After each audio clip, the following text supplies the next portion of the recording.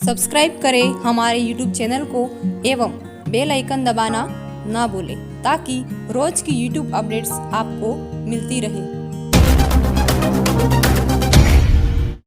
जय हिंद साथियों, स्वागत है आपका पुनः दूसरी क्लास में। क्लास 10वीं की क्लास है ये और अध्याय 8 जल संसाधन। और इसकी पूर्व की क्लास में हम 3 मुख्य बहुउद्देशीय परियोजना के बारे में अध्ययन कर चुके हैं, जिसमें हमने बात की थी बाखड़ा नांगल परियोजना, दामोदर नदी घाटी परियोजना और हीराकुंड परियोजना के बारे में। आज जो अपनी क्लास है वो रहेगी राजस्थान में बहुउद्देशीय परियोजनाएं। अब बहुउद्देशीय परियोजना क्या होती है उसका जिक्र मैं पूर्व की क्लास में कर चुका हूं, फिर भी बता देता हूं कि एक से अधिक उद्देश्य रखकर जो परियोजनाएं बनाई जाती हैं उन्हें ही बहुउद्देशीय परियोजनाएं कहते हैं। इनके उद्देश्य बहुत सारे हो सकते हैं, जैसे सिंचाई, जल विद्युत उत्पादित करना, पेयजल और भी बहुत कुछ आर्थिक क्रियाएं हो सकती हैं। तो ये कुछ इसके उद्देश्य होते हैं। और राजस्थान में बहुउद्देशीय परियोजना में बात करें हम तो पहली परियोजना आज जो अध्ययन करेंगे वो रहेगी चंबल घाटी परियोजना।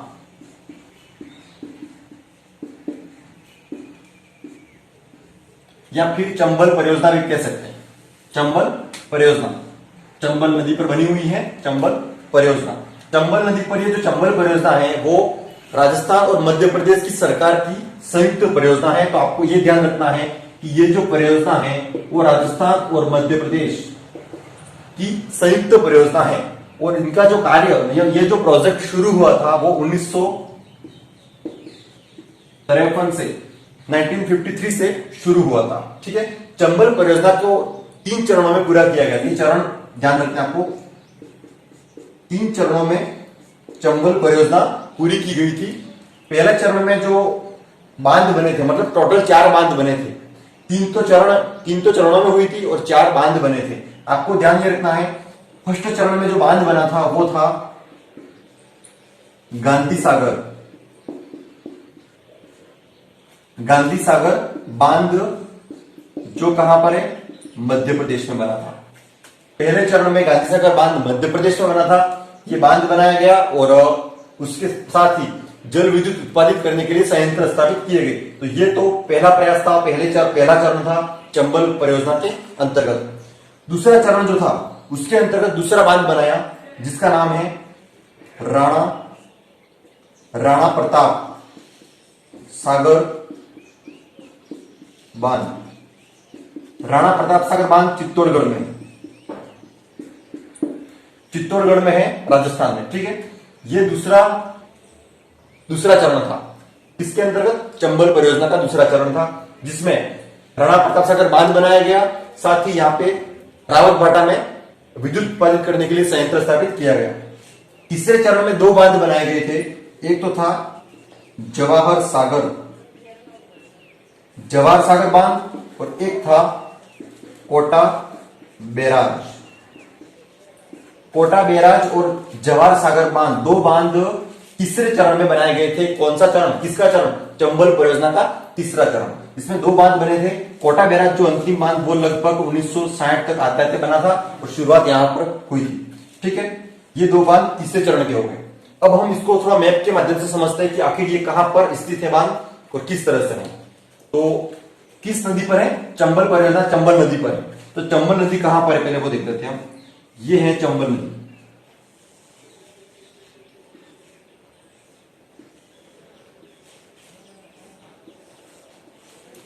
ये है चंबल नदी। चंबल नदी किसकी सहायक नदी है? तो चंबल नदी यमुना की सहायक नदी है। और चंबल नदी निकलती जहां से है, अभी मैं बताऊंगा कहां से निकलती है, वो जाके मिलती है यमुना नदी में। और यमुना नदी आगे मिलती है, ये है गंगा नदी। चंबल नदी यमुना की सहायक है, यमुना गंगा की सहायक नदी है और गंगा नदी आगे बंगाल की खाड़ी में अपना जल विसर्जित करती है। ये थोड़ा ध्यान रखना है आपको। फिर इसका जो उद्गम है, किसका? चंबल नदी का जो उद्गम है वो जानापाव पहाड़ी मध्य प्रदेश जानापाव की पहाड़ी से चंबल नदी का उद्गम होता है। फिर चंबल नदी मध्य प्रदेश में बहती हुई राजस्थान में आती है। ये राजस्थान की सीमा शुरू होती है। मैं यहाँ पे मैप के माध्यम से दिखा देता हूं। इस तरह से राजस्थान है और यहाँ पे नीचे मध्य प्रदेश है। और ये राजस्थान है। तो चंबल नदी यहां से निकलती है इधर, फिर राजस्थान में प्रवेश करती है। तो ये राजस्थान यहां से, तो राजस्थान में प्रवेश करती है, फिर यहां से बहती हुई इधर, फिर यमुना में, और यमुना आगे गंगा में, गंगा बंगाल की खाड़ी में गिरती है। इस तरह से ये मैप के माध्यम से थोड़ा आपको ध्यान रखना है। फिर अब ये बांध जो बने हुए हैं, चारों जो बांध हैं 3 चरणों में, और 4 जो बांध है वो कहां पर है इस नदी पर, वो देख लेते हैं। तो पहला जो बांध है वो रहेगा मध्य प्रदेश के अंतर्गत है। नंबर 1 गांधी सागर, नंबर 2 राणा प्रताप, तीसरा जवाहर सागर, और चौथा कोटा। तो नंबर 1 मैंने लिख दिया मध्य प्रदेश में, मतलब पहला जो बांध है गांधी सागर बांध वो कहां पर है, मध्य प्रदेश में। ठीक है, ये बांध बनाया गया था। इसके बाद यहाँ पे कुछ नहरें भी निकाली गई थी इस बांध से आसपास के क्षेत्रों में सिंचाई करने के लिए। फिर यहाँ पे एक और बात आपको ध्यान रखनी है, क्रम से मैं चल रहा हूं। राजस्थान में जब प्रवेश करती है नदी, उसके बाद में यहाँ पे एक जलप्रपात है, जलप्रपात मतलब राजस्थान का सबसे ऊंचा जो जलप्रपात है वो कौन सी नदी बनाती है, तो चंबल नदी बनाती है। और उस जलप्रपात का जो नाम है वो नाम ध्यान रखना है आपको, चुलिया जलप्रपात। 18 मीटर ऊंचा है, 18 मीटर ऊंचाई है, चुलिया जलप्रपात है, जिसको वाटरफॉल बोलते हैं। वो जलप्रपात किसे कहते हैं, तो जलप्रपात मतलब कोई भी कठोर चट्टाने हैं, इस चट्टानों के बीच में नदी बह रही है और आगे कोमल चट्टानें आ जाती हैं, तब एक आगे खाई नुमा आकृति बन जाती है, और नदी फिर ऊपर से नदी का पानी गिरता है। तो ये जो पानी गिरता है ऊपर से फिर आगे बढ़ता है, इस चीज को बोलते हैं जलप्रपात। तो राजस्थान का सबसे ऊंचा जो जलप्रपात है वो चुलिया जलप्रपात है। ठीक है, भारत का सबसे ऊंचा जलप्रपात जोग जलप्रपात है, जो दक्षिणी भारत में है श्रावस्ती नदी पर। ये तो था पहला बांध गांधी सागर बांध मध्य प्रदेश। अब राजस्थान में एक और बांध है यहाँ पे चित्तौड़गढ़ के अंतर्गत, दूसरा नंबर का जो बांध है राणा प्रताप सागर बांध चित्तौड़गढ़, दूसरा बांध। ये बांध बना है चित्तौड़गढ़ में। यहाँ पे रावत भाटा में संयंत्र भी स्थापित हुआ है, विद्युत उत्पादित करने के लिए एक संयंत्र स्थापित है यहाँ पे चित्तौड़गढ़ में। ठीक है, और ये बांध हो गया। फिर आगे जब नदी बहती है वो फिर कोटा में आकर 2 बांध और, ये जो दोनों बांध हैं कोटा बैराज और जवाहर सागर, ये बांध कोटा में आगे हैं, नंबर 3, नंबर 4, 3 नंबर और 4 नंबर, दोनों बांध कोटा में हैं।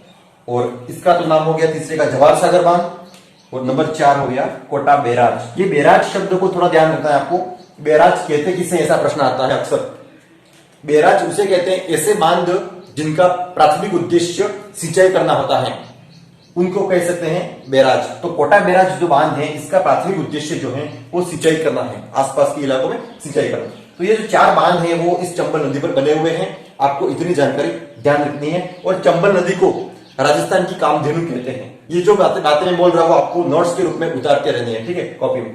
तो ये थी चंबल परियोजना। आगे बढ़ते हैं अब दूसरी परियोजना को लेकर। दूसरी जो परियोजना है नंबर 2 पर राजस्थान की, वो रहेगी माही बजाज सागर परियोजना। माही बजाज सागर परियोजना, नाम ध्यान रखना है आपको, लंबा नाम है माही बजाज सागर परियोजना। किस नदी पर है, माही नदी पर है। और 1966 में इसकी शुरुआत हुई थी। ये जो माही बजाज सागर परियोजना है वो राजस्थान और गुजरात, राजस्थान और गुजरात की संयुक्त परियोजना है माही बजाज सागर परियोजना। इसका जो उद्देश्य देख लेते पहले हम। उद्देश्य वही है कि डूंगरपुर, हमारे राजस्थान के लिए उद्देश्य क्या है, मुख्य उद्देश्य, तो डूंगरपुर और बांसवाड़ा, डूंगरपुर और बांसवाड़ा के आदिवासी जो क्षेत्र हैं, डूंगरपुर और बांसवाड़ा के आदिवासी क्षेत्रों में आर्थिक विकास और सिंचाई, पेयजल, इस तरह के कुछ उद्देश्य हैं। ठीक, आगे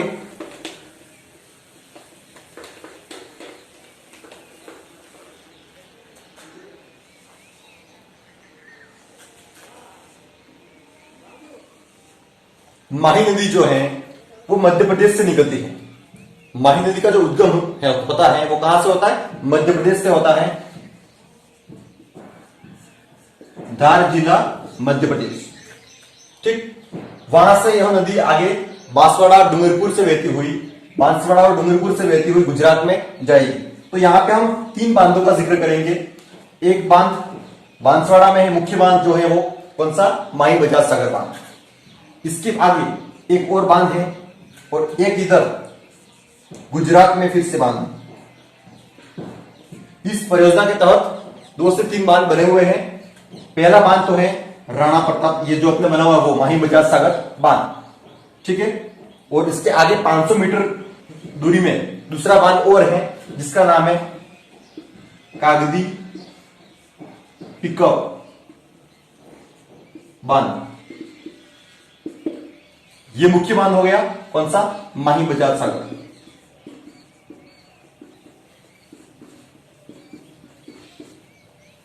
इसी तरह आगे बांसवाड़ा में 2 हो गए, फिर डूंगरपुर से होती हुई नदी आगे जाएगी और गुजरात में एक बांध ये जो बना हुआ है इसका नाम है कडाणा बांध, गुजरात में। तो इस तरह से 3 बांधों के नाम आपको पहले तो ध्यान रखने हैं। माही बजाज सागर मुख्य बांध हो गया, उससे 500 मीटर की दूरी पर आगे कागदी पिकअप बांध बना हुआ है। तो प्रश्न ऐसा आ सकता है कि पिकअप बांध क्या होते हैं? पिकअप बांध क्या होते हैं? पिकअप बांध वो बांध होते हैं, मुख्य बांध जो है उसके अतिरिक्त जल को रोकने के उद्देश्य से बनाए जाते हैं। मतलब अगर पानी यहाँ पे अतिरिक्त हो गया, ये पूरा भर गया, तो पानी को और भी बचाना है हमें, तो यहां से कुछ पानी को छोड़ दिया जाता है और आगे इस बांध के अंदर इसको रोक कर रखा जाता है ताकि यह सिंचाई के उद्देश्य से काम आए। इसी तरह इसीलिए पिकअप बांध बनाए जाते हैं। तो ये बांसवाड़ा में कौन सा बांध है? कागदी नाम का बांध है, कागदी पिकअप बांध। अब ये लोकेशन ध्यान रखना है आपको, यहाँ पे बोरखेड़ा बांसवाड़ा, बोरखेड़ा स्थान बांसवाड़ा में माही बजाज सागर बांध स्थित है, ठीक है। ये इधर से नदी आ रही है धार मध्य प्रदेश से। पहाड़ियां पूछे यहाँ पे ध्यान रखनी है, विंध्याचल की पहाड़ियां, विंध्याचल की पहाड़ियों से इधर निकलती है नदी और वापस गुजरात में जाएगी। उल्टे यू आकार में बह रही है नदी और यहाँ पे इसके अंदर सोम, माही और जाकम तीनों का संगम भी होता है डूंगरपुर में बेनेश्वर नामक जगह पे, ठीक है। इस तरह से ये जो परियोजना है, ये जो प्रोजेक्ट है वो माही बजाज सागर प्रोजेक्ट था, ठीक है। राजस्थान गुजरात की संयुक्त परियोजना थी। उद्देश्य मुख्य रूप से था डूंगरपुर बांसवाड़ा के जो आदिवासी क्षेत्र हैं उसके अंतर्गत सिंचाई, आर्थिक उत्थान और साथ ही दूसरे पेयजल और अन्य उद्देश्य थे। तो ये थी माही बजाज सागर परियोजना। अगली परियोजना देखते हैं। तीसरी परियोजना है बिसलपुर परियोजना।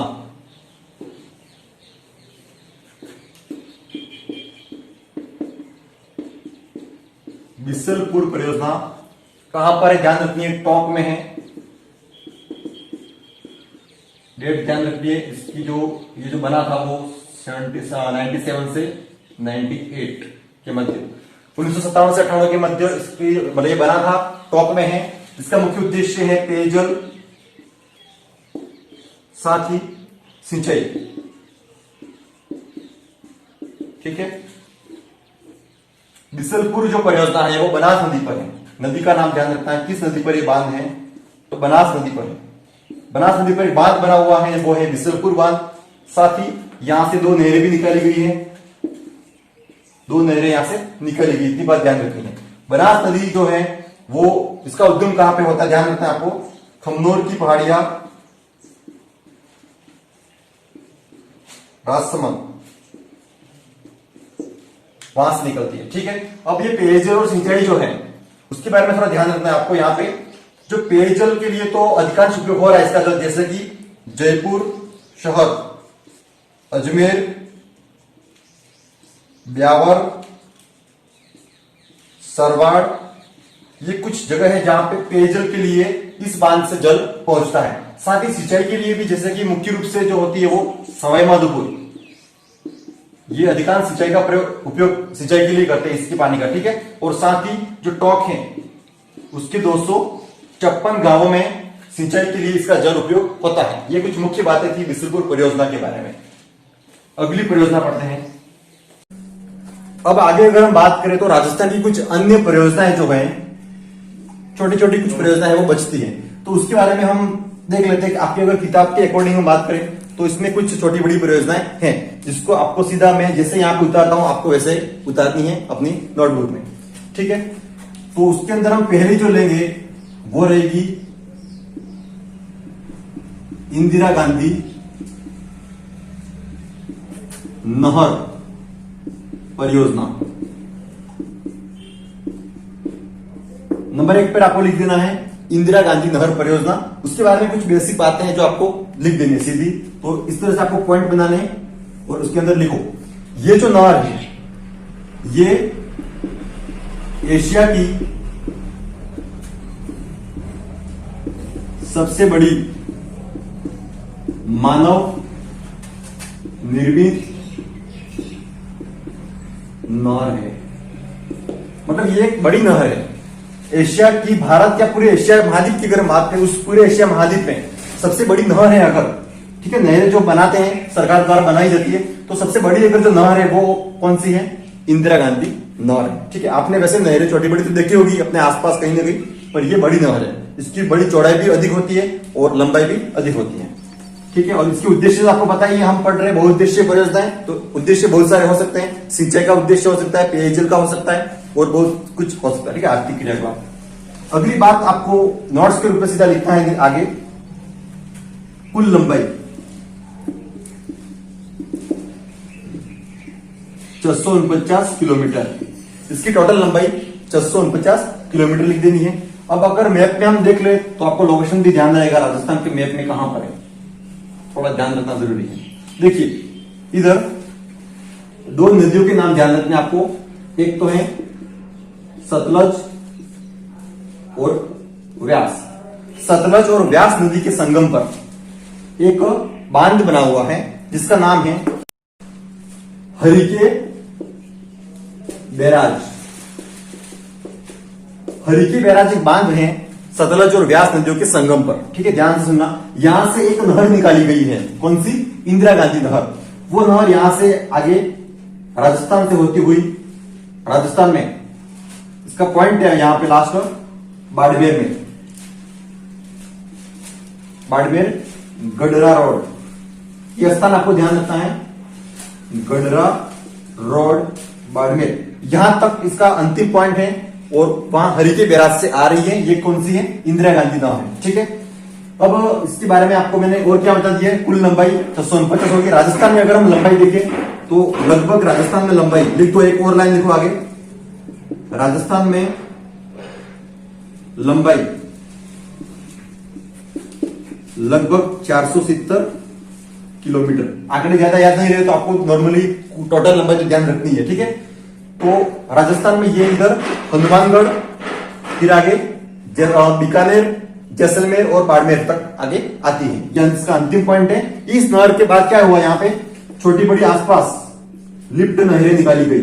ये तो बड़ी नहर हो गई, उसके आसपास और छोटी बड़ी नहरें, छोटी छोटी नहरें निकाली गई, जो ये आसपास का जो इलाका है वहां पे सिंचाई का काम और पेयजल दोनों की सुविधा उपलब्ध करवाती है। तो आगे आपको ध्यान क्या रखना है, इसमें और पॉइंट लिखो आगे, लिखो यहां पे इस नहर से मुख्य 7 लिफ्ट नहरें निकाली गई। 7 तो मुख्य लिफ्ट नहरें निकाली गई हैं और आगे ध्यान रखना आपको 9, 29 और 3461 ये आंकड़े लिखो। यहां पे लिखता है 9 तो गांव, सॉरी जिले, 29 कस्बे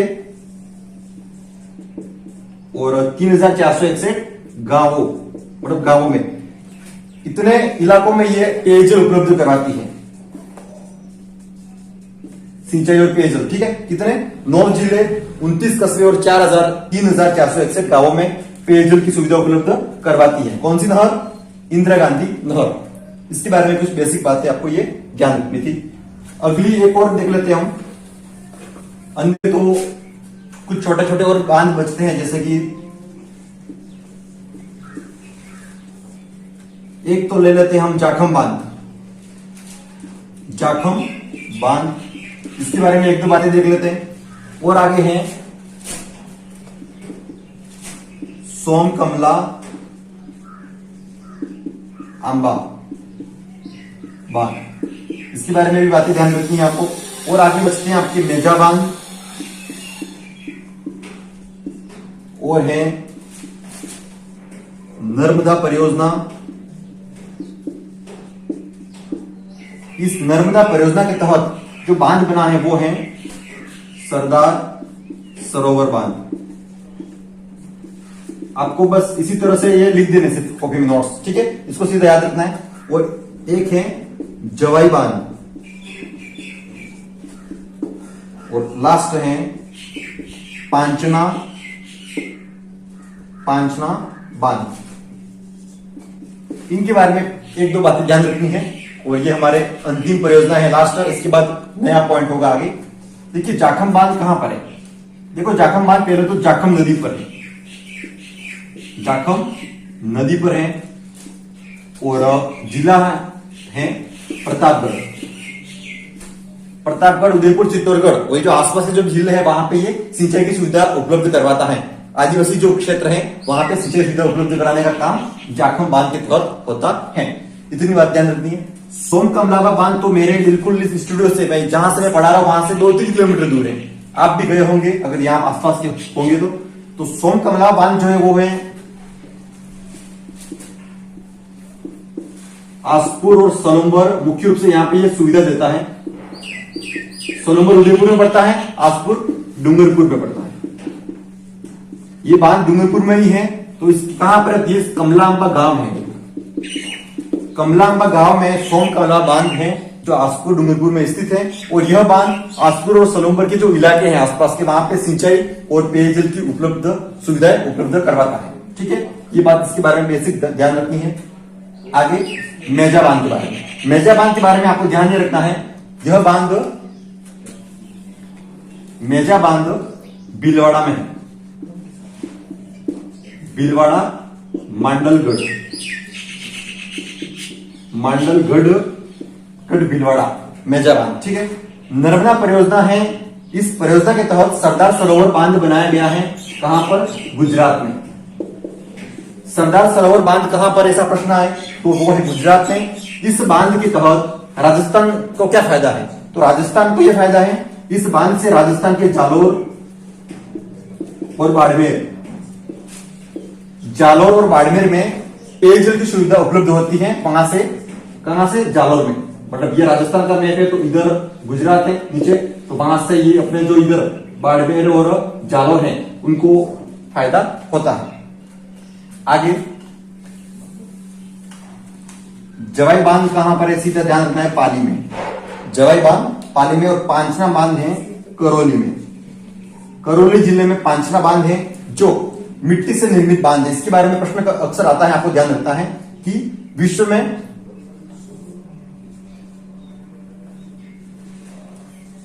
मिट्टी से निर्मित बांध, ये कंकड़ जो अपने और चूना पत्थर इनसे बना हुआ है। ठीक है, मिट्टी से बना हुआ है। तो ये पांचना बांध है जो करौली में पड़ता है। तो ये कुछ अन्य परियोजना में शामिल राजस्थान की बहुउद्देशीय परियोजनाएं थी। अब हम आगे नया पॉइंट उठाते हैं जिसका नाम है जल संरक्षण। अगला जो पॉइंट है हमारा वो है जल संरक्षण। जल संरक्षण या फिर जल की सुरक्षा कैसे करें? जल का समुचित उपयोग, न्यायोचित उपयोग कैसे करें?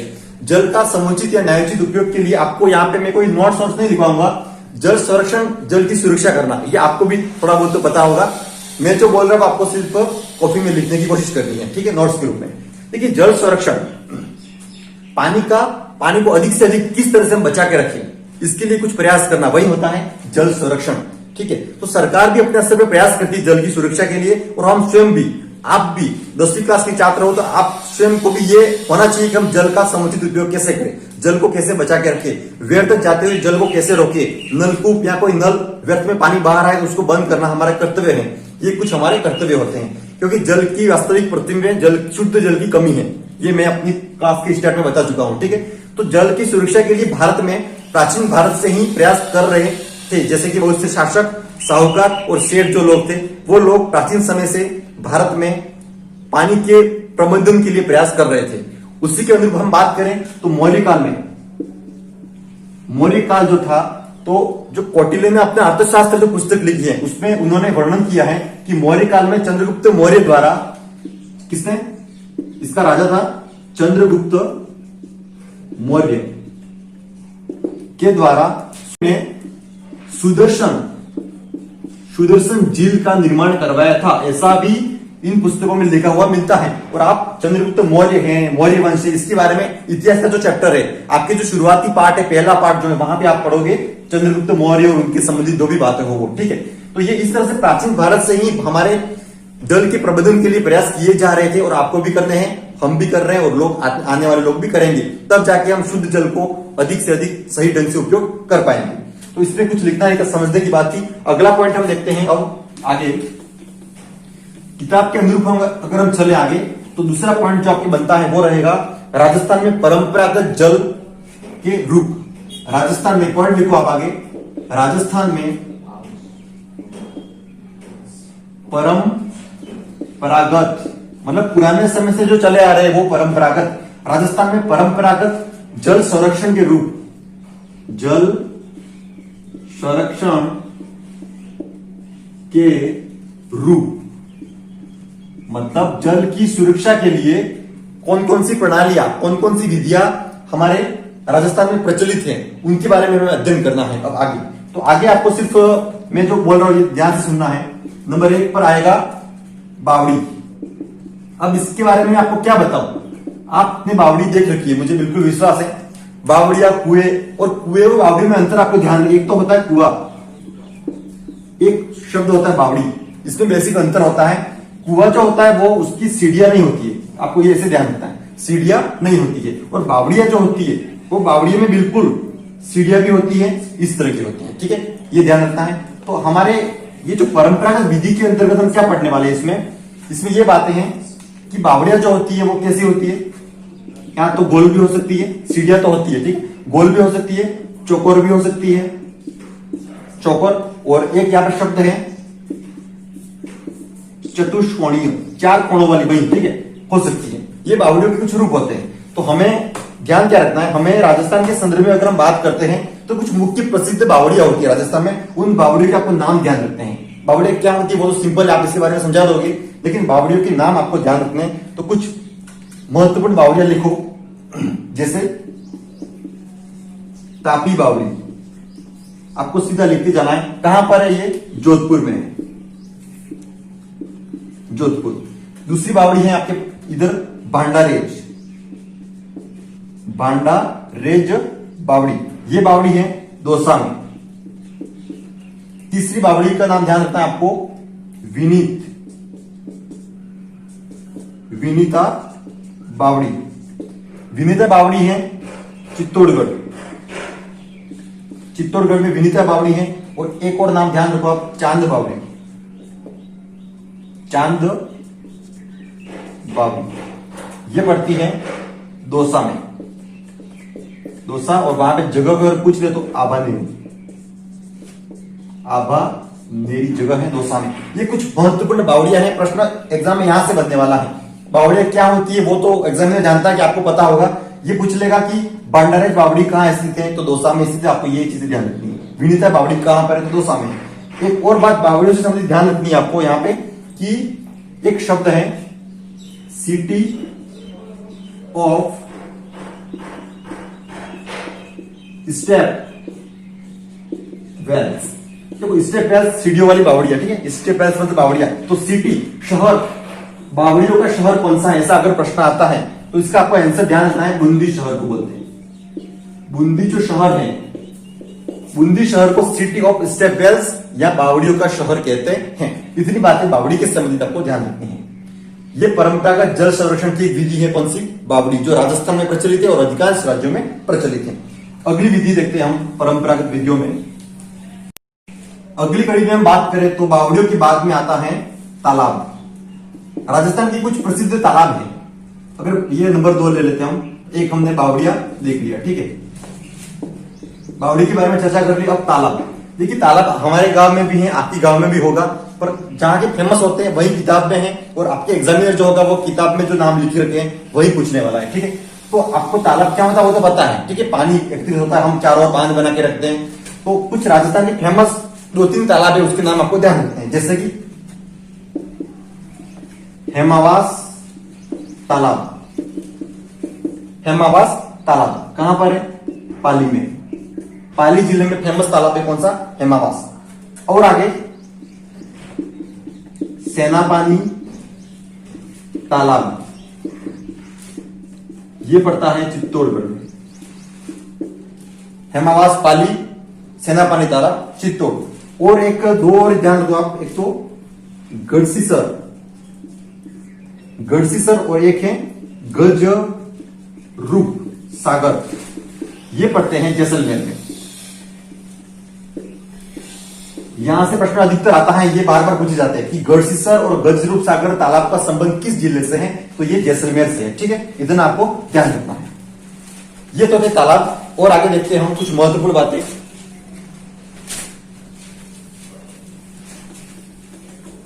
तालाब के बाद में है पॉइंट आपका अगला, जिले। अब जिले भी मैंने अभी चर्चा की थी कि प्राचीन समय से राजा महाराजा जो थे वो जिले बनवाते आए अपने स्तर पे। सेठ साहूकार जो लोग थे वो अपने स्तर पे जिलों का निर्माण करवाते आए हैं। जिले क्या होती है? पानी होता है, बांध बनी होती है, बिल्कुल आपने देख रखी होगी। तो हमें सिर्फ कुछ महत्वपूर्ण जिलों के नाम ध्यान रखते हैं, जैसे कि पुष्कर, आपको सीधे नोट्स के रूप में बना देने, पुष्कर झील। और एक दूसरी ले लेते हैं हम, आना सागर। ये दोनों जिले कहां पर हैं? अजमेर में। कोई भी नाम आ जाए किस जिले से संबंधित है तो आपको अजमेर लिखता है, पुष्कर झील या आना सागर झील। अगली है पिचोला झील, और एक और दूसरी है उदय सागर। ये जिले कहां पर हैं? तो उदयपुर में। ठीक, इसको अक्रमबद्ध लिखना है आपको। आगे एक और झील ले लेते हैं, ताल चापर। ताल चापर झील जो है वो है चूरू में, चूरू में। और एक ले लेते हैं नवलखा झील, नवलखा झील। ये कहां पर है? तो इसको ध्यान रखना है, बूंदी में। अक्सर पूछे जाने वाला प्रश्न ये है, बूंदी में। ठीक है, और राजसमंद झील राजसमंद में, राजसमंद झील राजसमंद जिले में है। ये कुछ महत्वपूर्ण जिले हैं जिनके नाम आपको रट के भी याद करने हैं। ठीक है, अगला पॉइंट ले लेते हैं, परंपरागत विधियों का अगला पॉइंट है नंबर 4,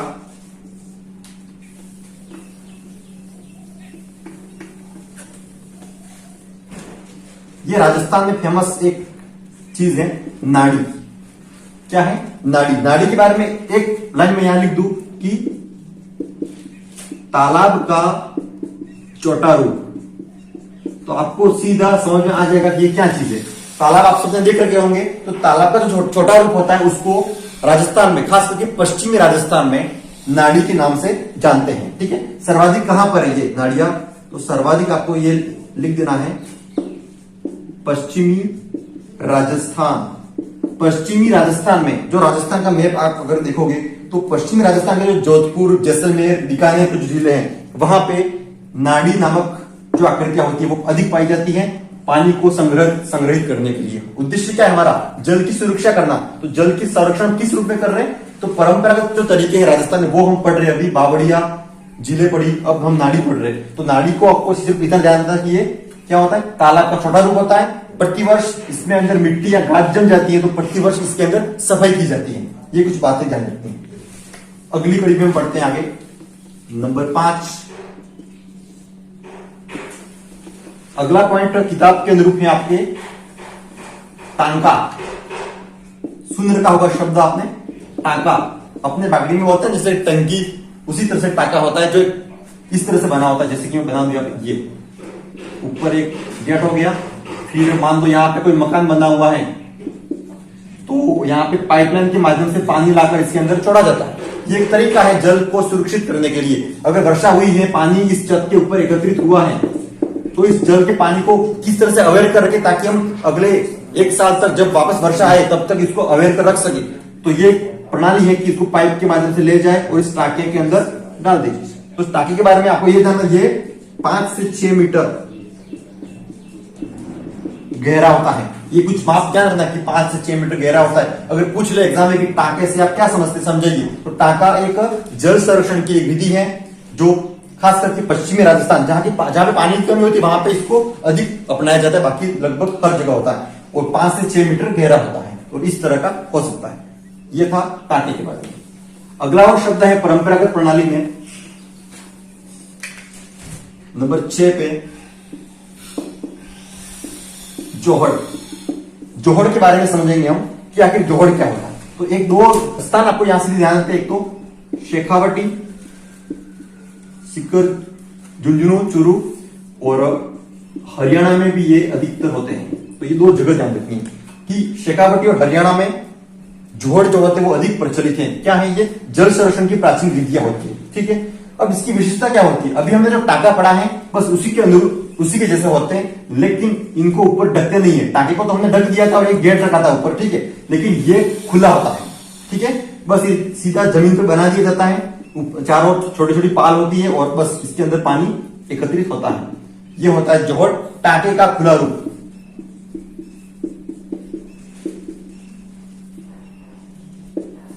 खुला हुआ, ऊपर से खुला हुआ रूप जो होता है वो क्या होता है, जोहड़ होता है। बस यहाँ पे पशु भी पानी पी सकते हैं आके, उनको स्थान पशुओं को धुलाई करने तो वो हो सकती है। तो इस तरह से ये उपयोग होता है और पश्चिमी राजस्थान में अधिक फेमस है। अगला पॉइंट आता है, ये कुछ छोटी बड़ी लाइनें आपको सिर्फ लिखनी है, यहाँ पे समझने की कोई बात नहीं है। नंबर 7 पे आपकी किताब के अनुरूप है खड़ीन। खड़ीन क्या होता है समझ लेते हैं, फिर खड़ीन के बारे में कुछ लिख देते हैं। देखिए खास करके स्थान लिख दो पहले, जैसलमेर। मतलब जैसलमेर में खड़ीन जो होता है वो अत्यधिक प्रचलित है।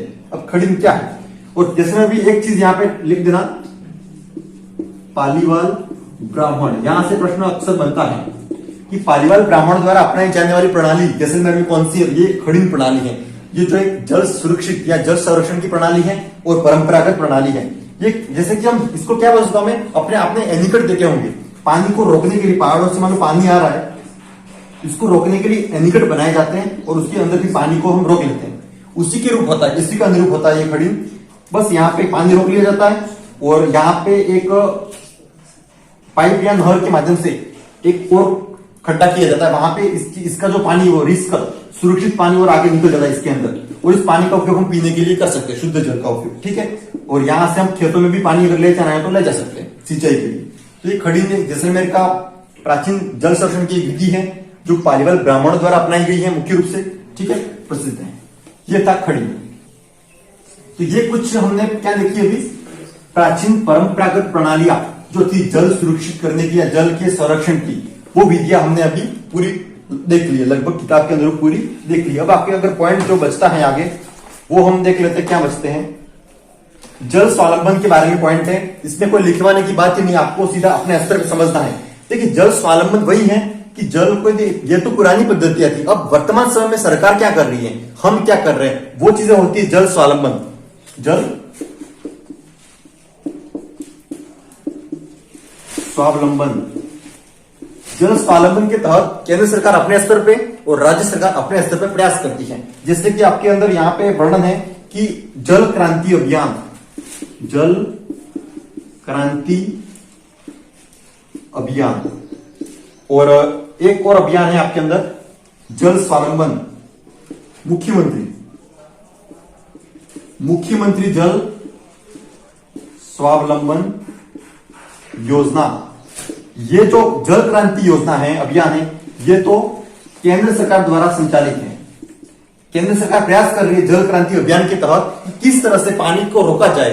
मतलब वर्षा का जल अगर शुद्ध जल है तो इस जल को किस तरह से अवेरना है, टाके बनाने हैं कि टंकियां बनानी है कि एनीकट बनाने हैं, किस तरह से इसको सुरक्षित रखता है, वो प्रयास केंद्र सरकार अपने दम पे कर रही है। राज्य सरकार जो होती है वो मुख्यमंत्री जल स्वावलंबन योजना के तहत राजस्थान में भी अगर हम देखें तो ये कार्यरत है और अपना कार्य कर रहे हैं। एनीकट बनाने हैं, तालाबों की मरम्मत करनी है, झीलों की मरम्मत करनी है ताकि पानी को सुरक्षित रखा जा सके। इस हेतु ये सभी प्रयास जारी है। तो ये आपकी कुछ अंतिम पॉइंट थे इस पाठ के। कौन सा पाठ? जल संसाधन के बारे में हम पढ़ रहे थे और पूरे पाठ हमने देख लिए हैं।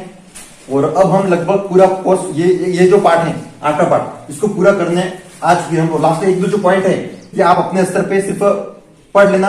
और जो भी चीजें खास महत्वपूर्ण चीजें हैं वो चीजें मैं चैनल के जो डिस्क्रिप्शन होता है, आपके जो ये वीडियो आप जो देख रहे हो उसके नीचे डिस्क्रिप्शन है, वहां पे लिखी हुई चीजें जो होगी वहां पढ़ना ध्यान से। वहां पे आपको जो बचती हैं इस पाठ की चीजें वो वहां पे लिखी हुई मिलेगी। ठीक है, आज के लिए इतना ही।